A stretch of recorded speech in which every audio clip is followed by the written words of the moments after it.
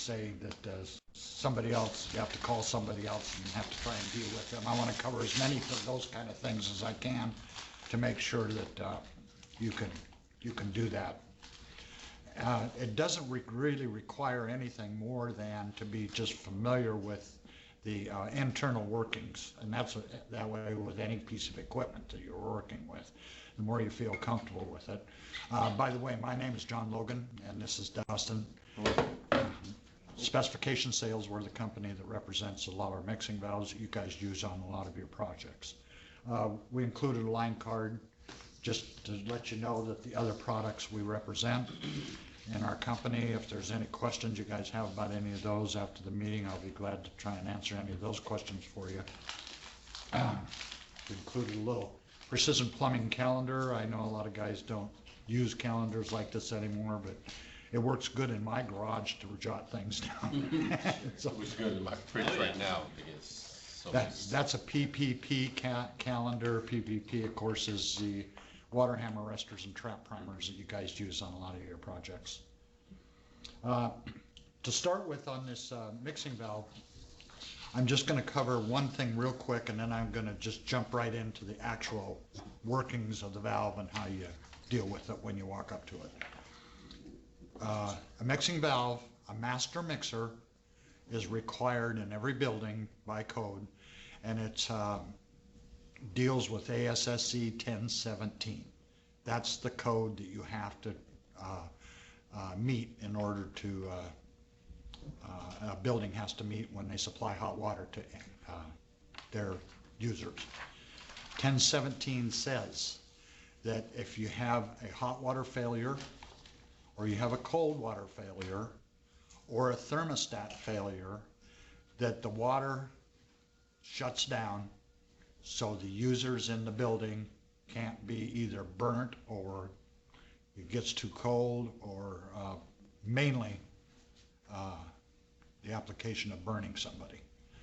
So what 1017 says is that when you have a pressure supply fluctuation between the hot and the cold, i.e. one of them are failing, the valve shuts down on water flow.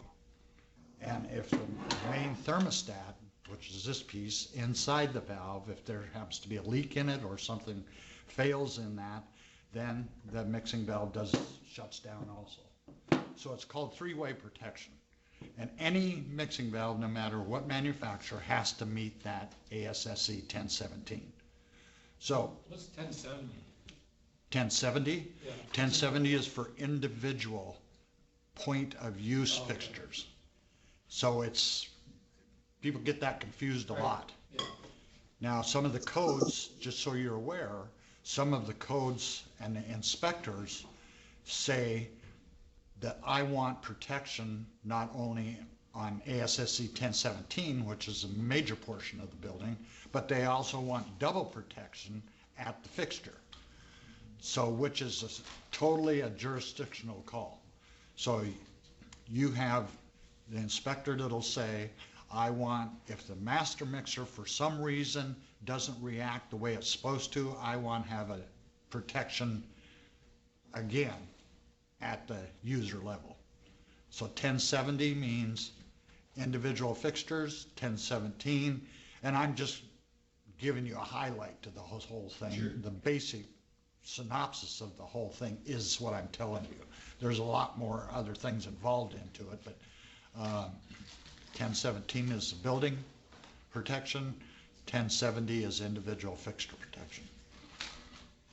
So starting with that, I want you to know that if you walk up to a mixing valve, the first thing you should do is, once the building is ready to be occupied, you take and you run a fixture that draws 10 GPM for at least a few minutes to get the water running through the main mixing valve. That way the temperature and the thermostat inside it can sense the normal operating water temperature. So when you have a building that you walk up to, you turn off the circ pump because you don't want false readings inside the mixing valve. Turn off the circ pump, turn on a fixture that's going to draw 10 GPM, and watch your temperature. What should immediately happen is these come set from the factory between 105 and 110 degrees.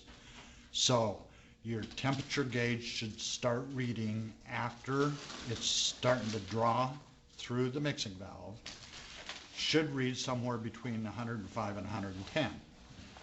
If that's not happening, then of course what you try to do is, number one, is you take, there's a security cover over this, but you take the cover off and there's a set screw inside there. If the temperature is 105 and the owner of the building wants it set at 115 or whatever, you start backing this screw out and that automatically increases the temperature. 90% of the time, that's all you're going to have to do.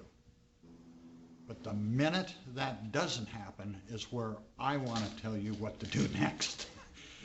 That is a situation where normally people will say that the mixing valve is not getting hot enough and the owner wants it hotter.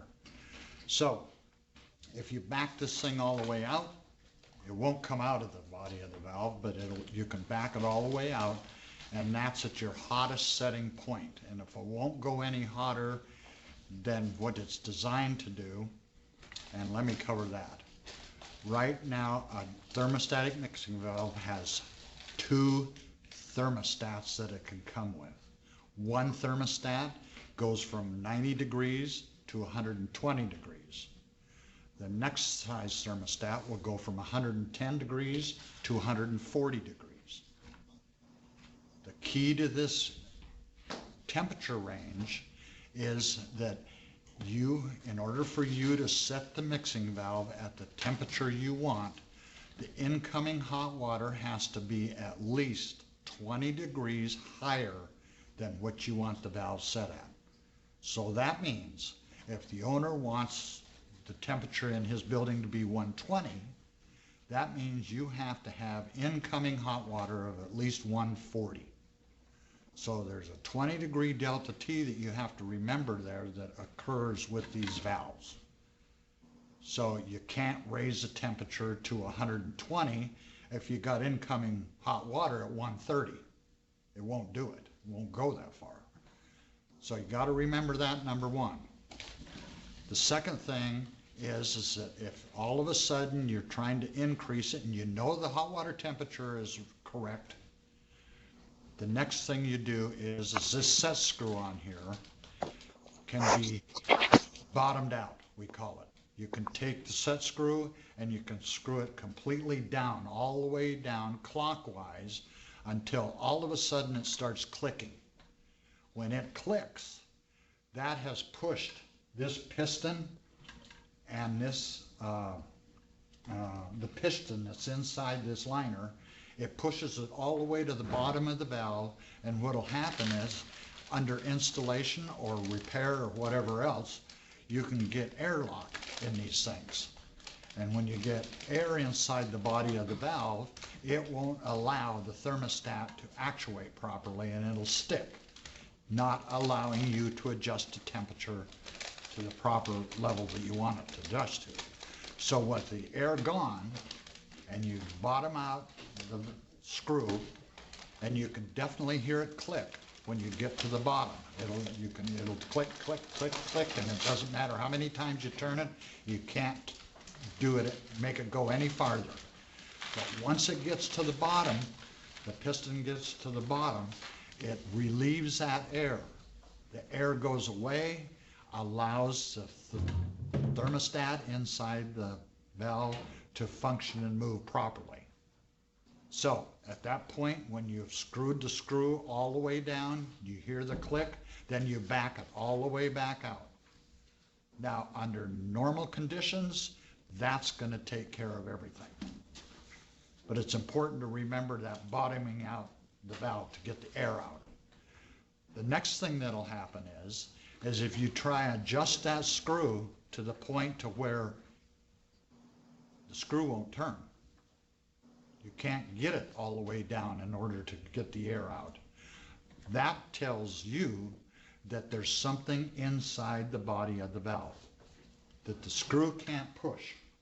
When you adjust this, the screw pushes on this thermostat, which pushes on this piston that's in there. If it can't move it, then there's something inside. And that's where you got to take the valve apart. When you take the valve apart, this is very simple. When you need to take the valve apart, you take the bonnet off the top, which exposes the thermostat, and you just pull the thermostat out. And when you're taking it out, you can kind of look at it. Under a new installation, if you look at the thermostat and there seems to be some green buildup on the copper windings of this thing, it's a possibility that could have a leak in it. And there's fluid inside this. And there's it's a combination of ether, which expands and contracts with the water temperature. If that looks okay and it's clean, then the next thing you do is you take the cap off the bottom of the valve, and all there is just one spring in the bottom that doesn't pop out or fly anywhere. You take that off, and all it does is applies pressure to the bottom of the piston. That's all it's doing.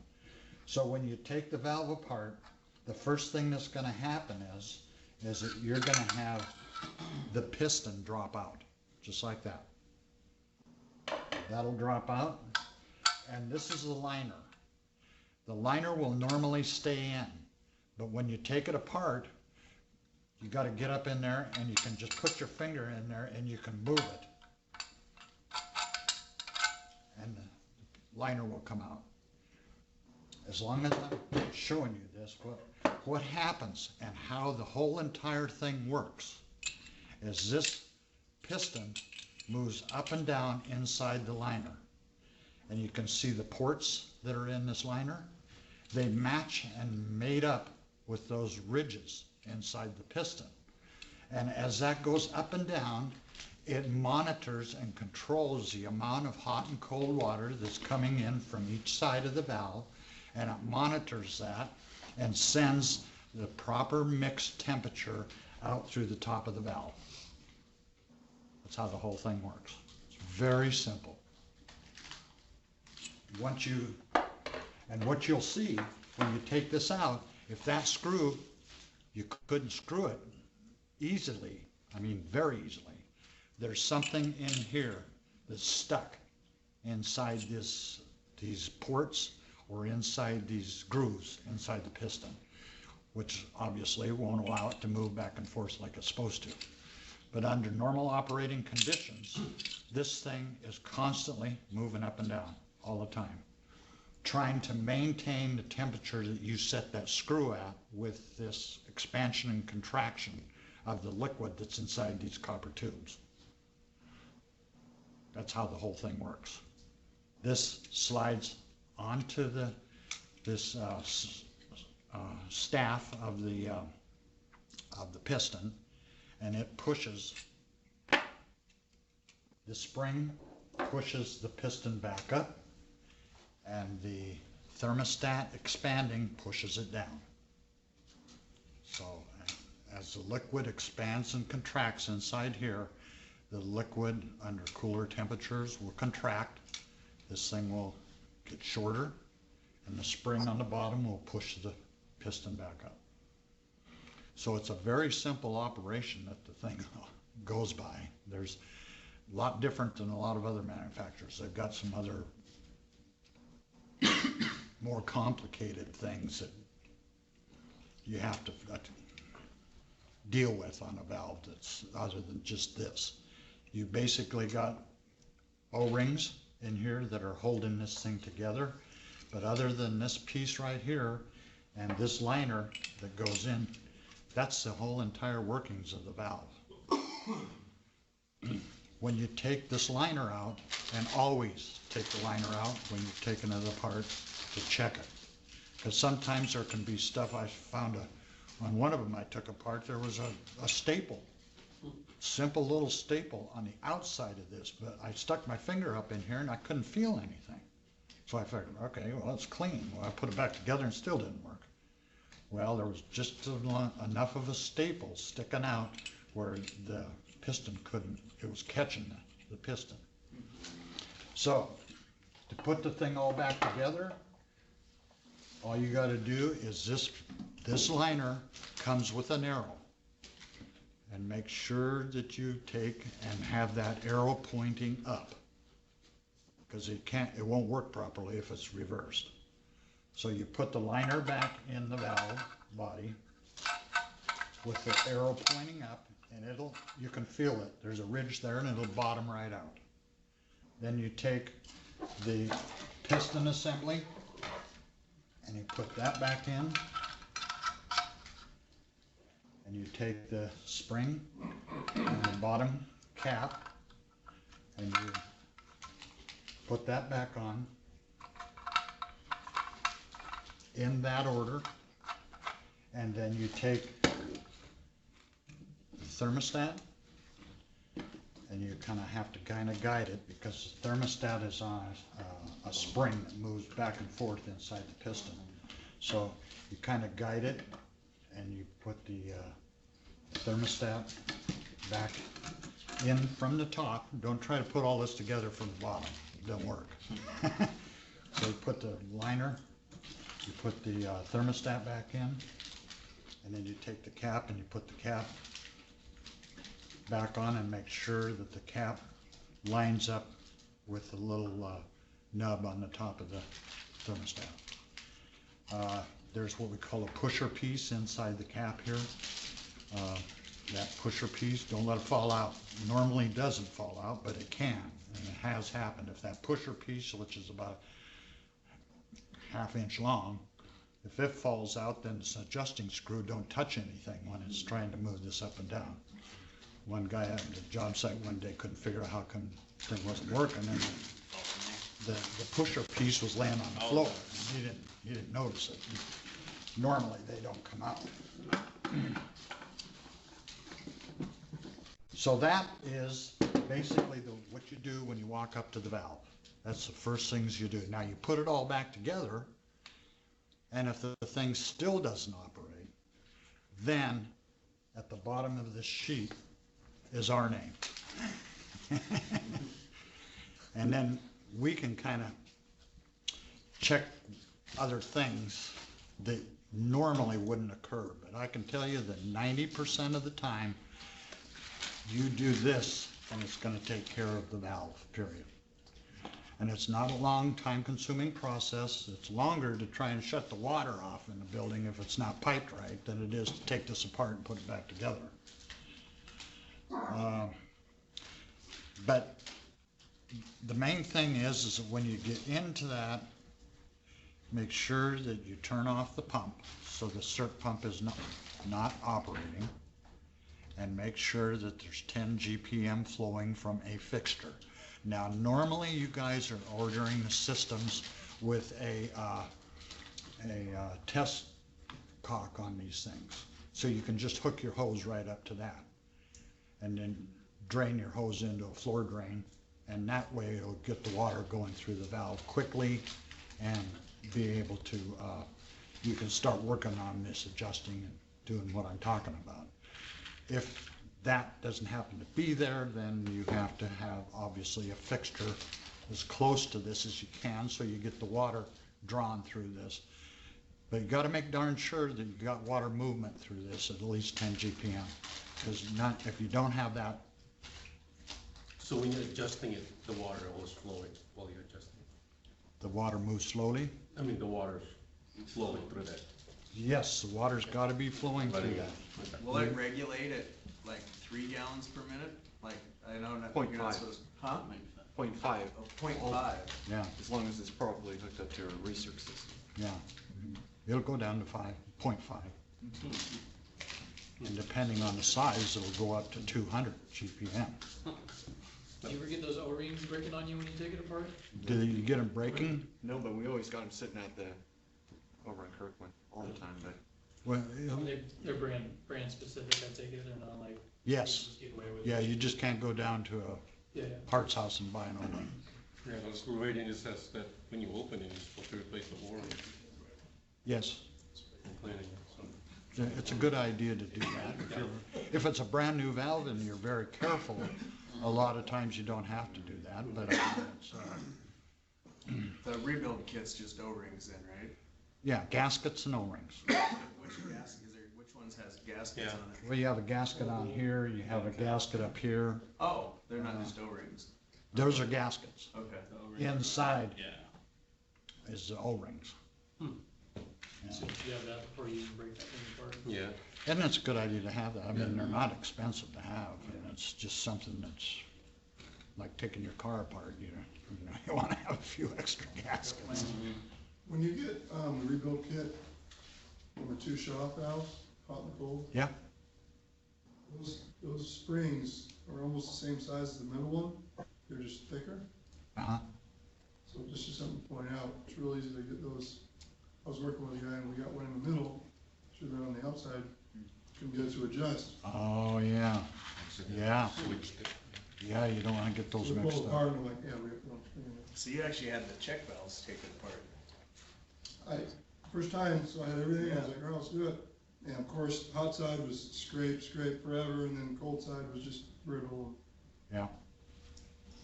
Yeah, what I normally do is I will repair and work on the stop check valves first. And that's a good idea, and I'm glad you brought that up, because right to begin with, if you don't find it adjusting right, if you take the bonnet off the top of that stop check valve that's there, that screen that's in there, if there's a bunch of gunk in there, then you keys you in pretty fast that you're gonna have to take this apart, because if that gunk got into there, it's gonna be inside the valve too. So that's kind of an automatic. Um,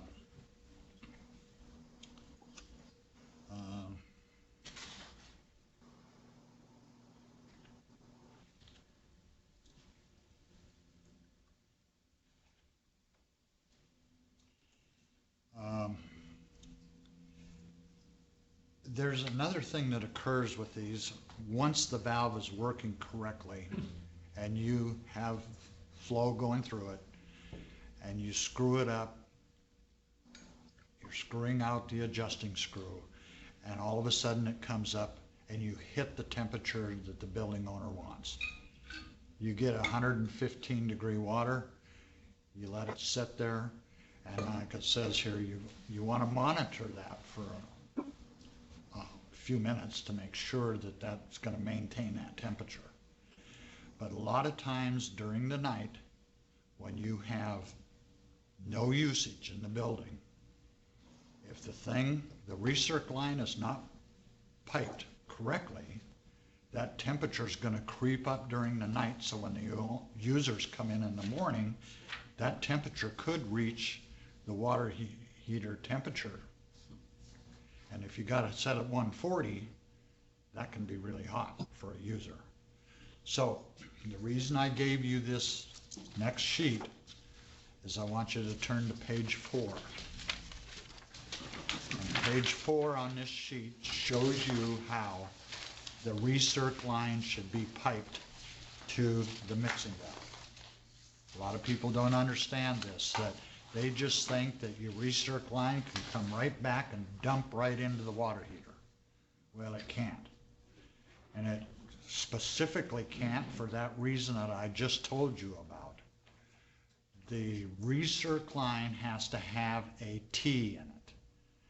And the T, as you see in this diagram that I have kind of outlined on the top under figure 1, you see the recirc line coming back, and you see a T there that jumps off the top of that recirc line and goes back into the cold stop of the mixing valve. And that's, the reason for that is because when nobody's using any hot water at night, the recirc pump is still pumping water through the mixing valve. Otherwise, if you don't have that there, the recirc line is going back to the tank and it's going nowhere. Can't go out into the system. So ambient temperature or thermal migration will take the water from that tank and it'll migrate right up into the heating system, the hot water pipes. So in the morning, that thing is, they're hot. So with that T in place and you can see a balancing valve in that diagram. The diagram, you have to have 80% of that recirc line going back to the cold water stop of the mixing valve. So during the night, when the system is running and the recirc pump is on, it's pumping water through the mixing valve, through the system, keeping this thermostat activated. So the thermostat is constantly moving, adjusting, and keeping the water temperature where you want to be. If you don't have that, then the valve is dead all night long. It's not moving, no water's going through it, and that's when your thermal migration comes into play with the hot water heater. So it's 80-20. 80% of that recirc line goes back to the cold water stop of the mixing valve. 20% goes back into the tank. Does everybody kind of understand that? Because we get a lot of calls about that. People will say, well, the mixing valve I had set right, everything was working great, and then the people came in the morning and said, it's too hot. Bang! That's the first thing that'll tell you that balancing valve is either not there or it's not set at the 80-20 ratio. So that's after you've repaired the valve, of course. Got everything working in there. So it's more the balancing valve is what's controlling that more than having that heat trap? The heat trap is only because if the mixing valve is even with the water heater, you don't get thermal migration. But if the mixing valve is located above the water heater tank, it's going to suck that hot water right out of that tank, right into your plumbing lines. Even without flow, it just travels through the water. Thermal migration. Yeah. Just moves it right up into the piping system. If it's even with the tank, then it doesn't do it. Hotter water's lighter. Exactly. Yep, exactly.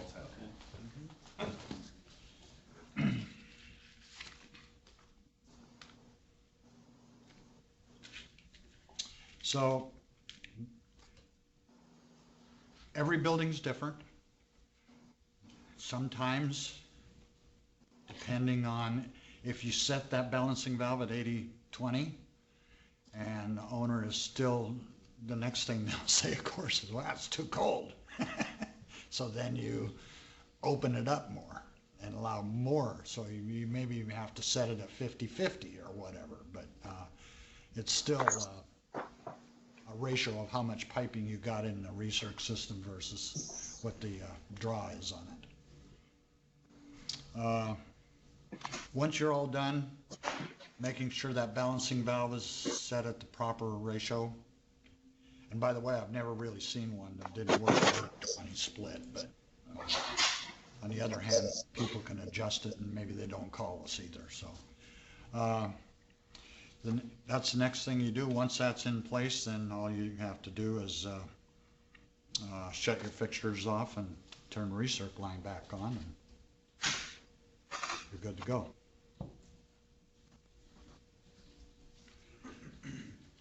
The next thing I want to cover is a lot of times in a building you're going to have multiples of these.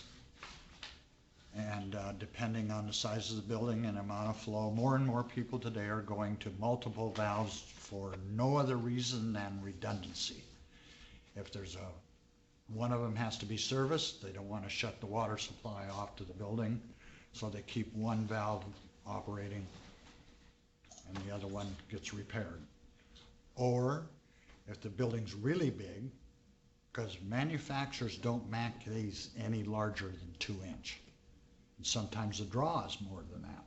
So you just have multiple mixing valves in parallel. You guys have a lot of those in your jobs.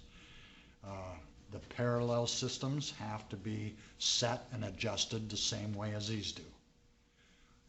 So if you have multiple valves, all you do is shut all of the valves off except one.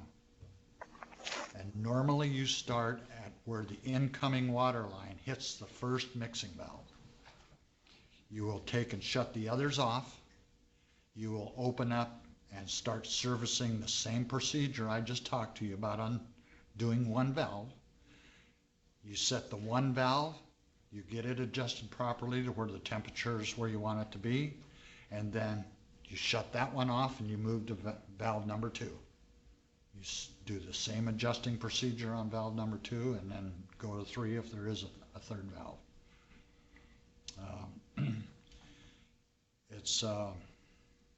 But you don't leave them all on at the same time. You can't adjust them all. They'll fight each other. They won't allow proper set point to happen if you've got more than flow going through one valve.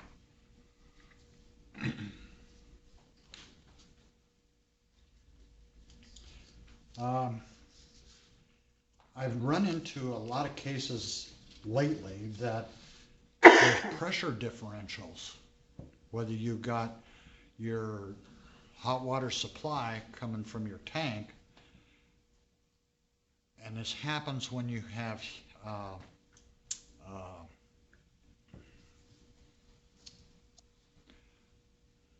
coils. Your what's Fan coil or hot water coil? it's a flat plate heat exchangers. That'll cause a pressure drop in the system. So these things will live with up to about 5-pound pressure drop. But some of those heat exchangers will cause more than that. So you're going to have to watch out for that. And a way to tell that is if you're trying to adjust the valve and you can't really get it, it'll bounce around. It's because those heat exchangers will have draw going through them, and sometimes it goes up and sometimes it goes down. But the best way to tell is if you got a heat exchanger and it's not maintaining the proper output temperature, the loss you're going to get will unbalance and cause the valve to work like it's supposed to, where it starts shutting down if you have pressure differentials or you have a lack of hot water or a lack of cold water. Most of the time, the hot water is a culprit, where you get your pressure loss. So if you take the cold stop and you screw the cold stop closed a little bit and the valve balances out, you automatically know that you've got a pressure drop in the cold on the hot side. But don't leave it like that. The valve can't operate effectively with one of the valves closed. They're designed to be wide open all the time, both hot and cold. If they've been in service for a while, those O-rings are toast. Like if you're gonna drive those in, you should probably have some sort of stem gaskets or something built, I would think, right on this. On those stops? Yeah, because they're hammered after a while. If they've been in a long time, yes. Yes, they absolutely, And you're they'll talking crystallize 5-pound pressure between hot and cold at the valve? at the valve. Okay. Yeah, that's the way it was tested at ASSE. That's the way they give you the certification. And if you've got that loss occurring, the valve is going to do what it's supposed to do. In old installations, when you get into those, you're definitely going to have an issue with stops. Almost always. You're going to see the corrosion build up on the outside of them. Or so I've even seen them look like they're brand new in some of the rooms, and you still can't even turn the damn screw on the stop. It'll be frozen. O-rings on those square, and they'll start leaking if you start messing with them. Yep. Yeah, they crystallize, especially on the hot side. Hot side will crystallize and then it'll start leaking the minute you do any. So if you had like 60 PSI on the cold and 50 on the hot, the hot would shut down, The whole valve will shut the down. whole valve, so both sides shut down. Okay. So there'd be zero flow out of the valve. Yep, and that's for lack of a better word, it's a warning, telling the owner of the building that there's something wrong here, you gotta fix it. And then to get it to reset, do you just shut off flow, or relieve all pressure? To test it, Or you just drive that cold closed until exactly. Screw the cold closed a little bit, see if the valve doesn't come back to temperature. That'll tell you. must be some flow through it though, right? There'll be some There'll flow, be some, okay. but it'll be not enough for the building Yeah, to be it just necks it satisfied. down. Okay, that makes sense. People will complain, but yeah, there's some flow. Yeah. Close down the cold until it can balance out. Yeah. So, is there any questions? It's not a real complicated thing. After you've worked on a few, and I've been to a lot of your guys' job sites out here, and under normal circumstances, everything runs fine. But again, the only thing I want you to remember is don't be afraid to mess with the valve. A lot of guys, they think that there's gonna be springs popping out all over the place and stuff's gonna happen to it, and again, it's very simple to just walk up to that valve, and even if it's been in for a long time, the valve should automatically, with flow, 10 GPM flow, you should be able to take the adjusting screw on the top of the valve and turn it a quarter of a turn and watch the temperature move. It should move right around 5 degrees by turning the adjusting screw a quarter of a turn. So if you turn the adjusting screw up a quarter of a turn, it should get 5 degrees hotter, or in that vicinity. It's not totally 5 degrees all the time, but I mean, you should watch it move. So if you get that thing dialed into where it needs to be, then the building owner tails hot water down. He says, He tails his hot water system is running at whatever, 130, and he tails down to 120. oh, in the tank? Yeah. Are you gonna feel that, you're gonna feel that same drop through here, right? Absolutely. Yeah. Unless, the only reason you wouldn't notice if he drops his water temperature to 130 and you have 110. If that valve set at 110, then it won't notice. Oh, right. 20 degree delta T. Right. Right, but if you start shortening that 20 degree delta T, yes, the valve will start dropping. Of course, we got the thermostats if the system is changing design and temperature. We have thermostats to change that to get you to that 20 degree Oh, temperature. so you can just flip the new thermostat in there. Yeah, as I said earlier, these range in 90 to 120 degree and Right. 110 to 140. And in today's economy, sometimes people want to drop their water temperatures. And then you get a thermostat that's a lower temperature. Then they get an efficient dishwasher that doesn't have a heater either, and then the soap molds. So what is so we want 120, so we don't burn everybody, but if you're in a condo, they all want 130. Yep. So they steam the place up. Can we get to 130 if we have a 120 valve? If you have a thermostat that's going to 120, no. No, I'm just checking. No, you can't. What you do is on the nameplate of every one of these things is stamped the temperature setting of the thermostat. So, you can look at that, and if it's a 90 to 120 rated thermostat, and they want that water temperature hotter in there, then you just tell them, I gotta put a new thermostat in. And it's probably gonna require a new gasket and O-ring set and blah, blah, blah. And as long as we're doing this, you might as well put new gaskets in the stops and do all that too. And then you'd need 150 degrees coming into that valve Then you would, to get to 130. right. Yeah, change the boiler. But what you just said is very typical, especially in these condos and apartments. These guys, they want, and then again, it all depends on the length of your recirc line too. I mean, that thing can go forever, and if it's not insulated right or whatever, you know, you can have a pretty big drop in temperature going through that. And end apartments on that thing are gonna get sacrificed. And that's when easy fix, turn up the water heater. Till it hits a mixing valve. So, yeah.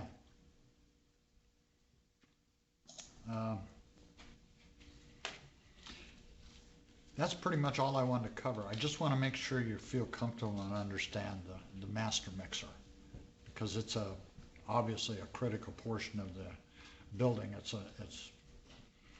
Yeah, your water heater is important, obviously, but if the water heater is doing its job and not getting the right temperature to the user, then that's no good.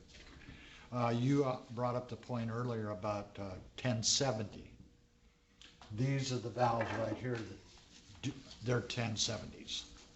This is the little guy that fits under the sink that I'm sure you've seen these things that mixes to a single. And this is a little bit larger one that services more than one sink. It'll serve a bank of 6 or whatever. So these are the two that meet the 1070 code.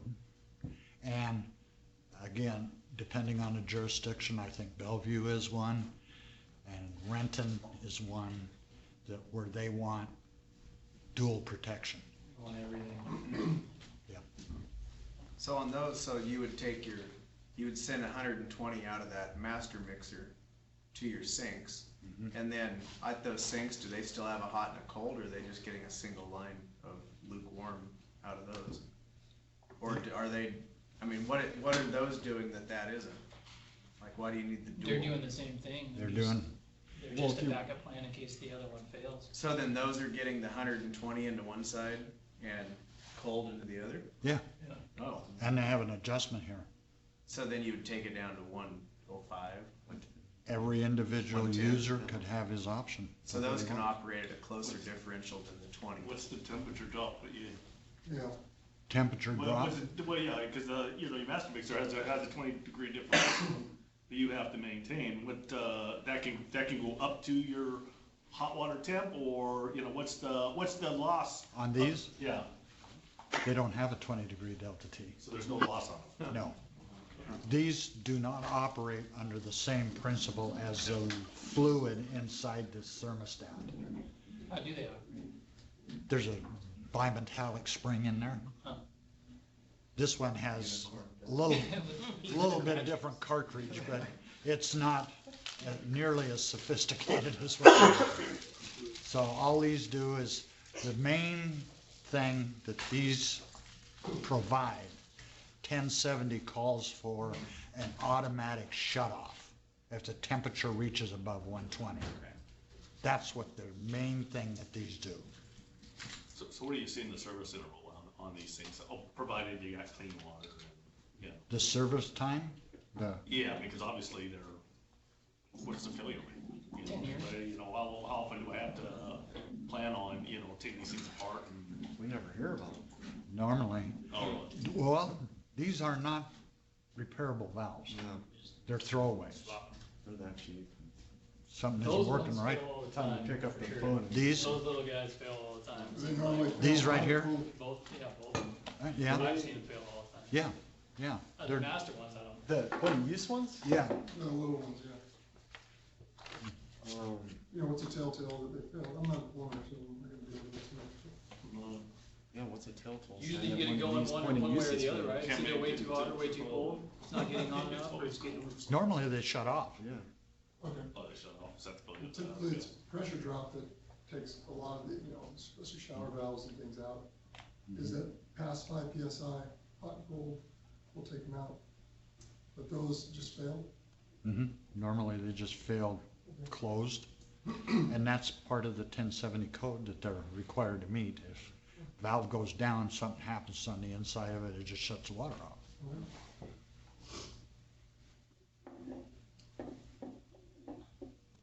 So when they fail, you replace them. Replace the valve. This one right here does have the capability of popping the cap off, and you can unscrew the thermal actuator in it, but by the time you buy that and you put it back together, it's the price of the new valve, so most people just replace.